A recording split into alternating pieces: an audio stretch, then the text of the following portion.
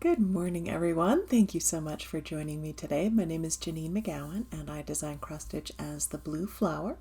And this is my channel where I talk about stitching and dogs and whatever else comes to mind. So thank you for being with me on what is a lovely fall morning here in northern Nevada. Jumping right into Stitching in Action, we have three terrific selections this week. First up is Greyhound Year. This was stitched by Rebecca, the Route 66 stitcher, and she's been doing a quarter at a time to share with us. I'm going to be very sad when this year is over and there aren't any more new finishes from Rebecca. So I love these as always. They're all on different fabrics and they all have fantastic finishing and embellishments on them.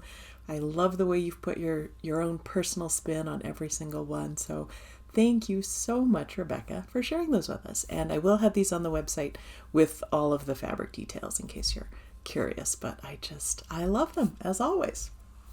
Next up, we've got Huckleberry Farm, stitched by Karen, and Karen actually entered this into the Kentucky State Fair and won a blue ribbon. Congratulations! She did this one on 36 count Shale from Picture This Plus with mostly DMC, but also some overdyes, and I think it's just beautiful. Thank you, Karen. Well done. Next up, and I'm just realizing that I may have made an error in my notes. Yep, I did. So sorry about that. A little pause. Finally, we have Quilting Bee stitched by Carrie. And when I first saw the picture, I thought, oh gosh, that reminds me of Sharon's Quilting Bee on Rubio. Well, it turns out Carrie and I both know Sharon. So Carrie did hers on this beautiful Bacchus linen from Chromatic Alchemy, which is a UK dyer I'm not familiar with, so of course I'll be looking them up after. And I just love it. I love the way it came out on that pink. She used all the call for and just changed the fabric to give it a completely different flavor. And she has a little gallery of bees in her house. So I'm very honored that Quilting Bee and Tutor Bee are among your gallery. Thank you again, Karen, for sharing that. Carrie. This is the mistake I made. I wrote Karen twice instead of Karen and Carrie, so my apologies. Carrie, thank you for sharing that with us. And I was pre-coffee making my notes, and my brain was just a little slow this morning. All right, what I'm stitching. Still working on the lovely Greyhound Santa from Dirty Annie's, and honestly, I would buy it just for this picture of a dog that looks like Rye alone, but it's also a really fun stitch. And I've actually got two of the dogs done. There's a dog coming in to admire. Let's see, it's a little hard to see on this. You can see the dog in here though, that's nice. I'm stitching the dogs first because I haven't entirely decided what I want to do at the top of the figure, if I want it to be Santa or a little bit less seasonal, so I'm thinking about that, and that means I get to do the dogs first because I know what I'm doing with them and I'm greedy and I wanted to stitch the dogs. I really particularly love the way she's done their faces. This one isn't quite finished. It doesn't have the eye accents and the ears aren't done, but this one you can really tell just how she captured that inquisitive greyhound face. So lovely on that. And this I'm stitching on the 40 count Bowtruckle fabric from Tabby Cat that I got at Traditional Stitches. So that's been really fun, and I look forward to having more to share next time. Stash Spotlight. My friend Sharon recently went on a trip and she got to visit the Color and Cotton store in person, which was such a treat. And she brought me back these beautiful fabrics. Aren't they lovely? And they are called, let's get the front here, Vanilla, the lightest one, makes sense. Beethoven, which looks a bit like aged paper. I love it. And then this one, which is called Canyon. And I really love this one here. And in fact, as soon as I saw it, I started thinking of doing like a gingerbread cookie design on it. Maybe that'll be the winter freebie that I do. But I cannot wait to use these. Lovely fabric as always. And I am so envious isn't probably the right word, appreciative that she got to go visit the shop. I'd love to do that someday myself. So, excellent. On to the world around. Full disclosure, I am afraid of spiders.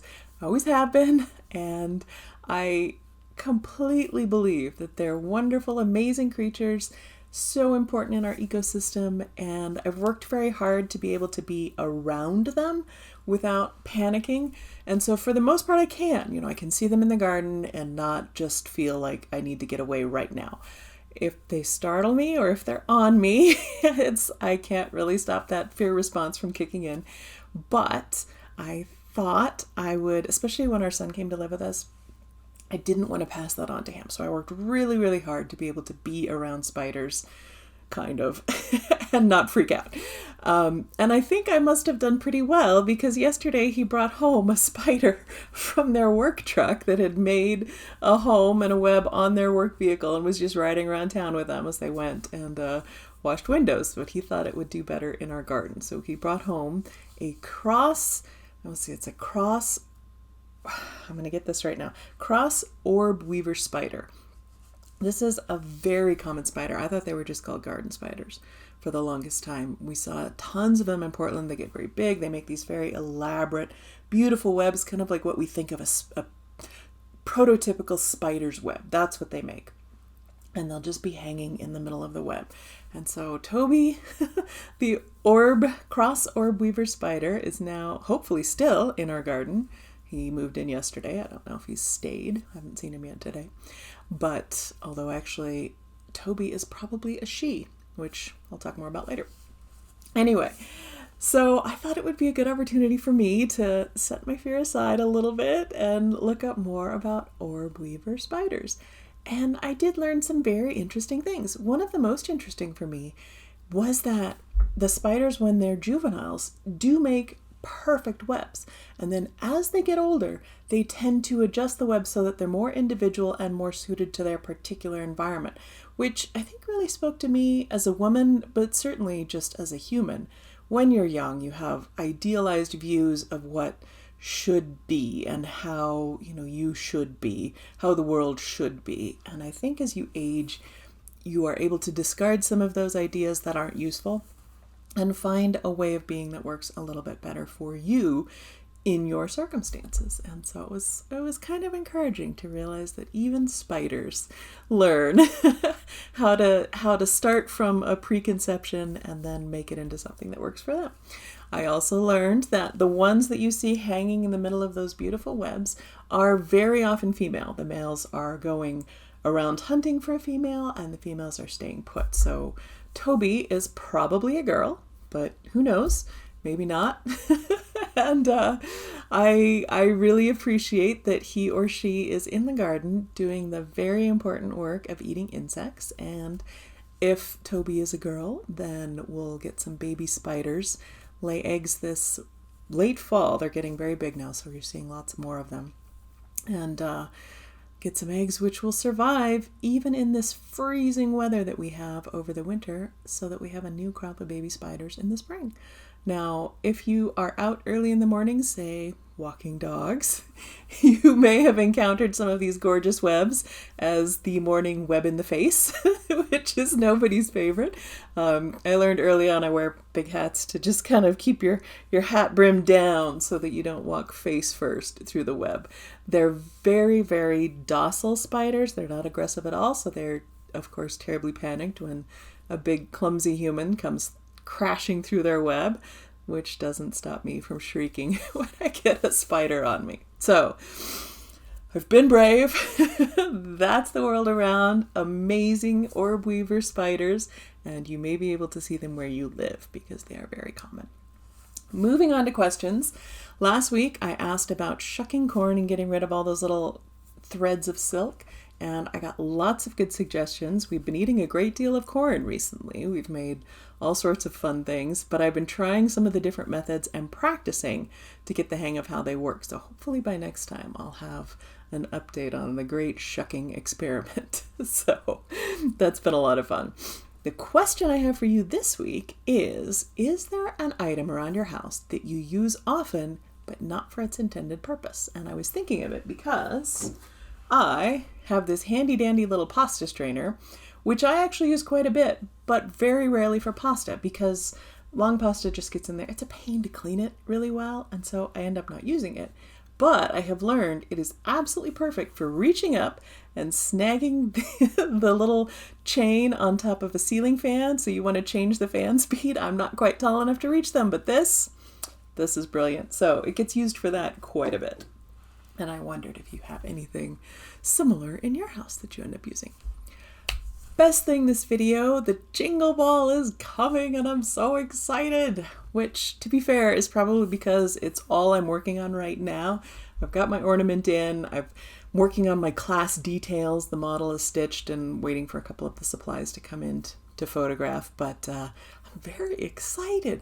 Tickets I think are going on sale. It's the middle of October, the 13th or the 16th, and we'll be seeing lots more teasing as that gets closer because I'm just so excited to be able to do it. So that's the best thing that's on my mind.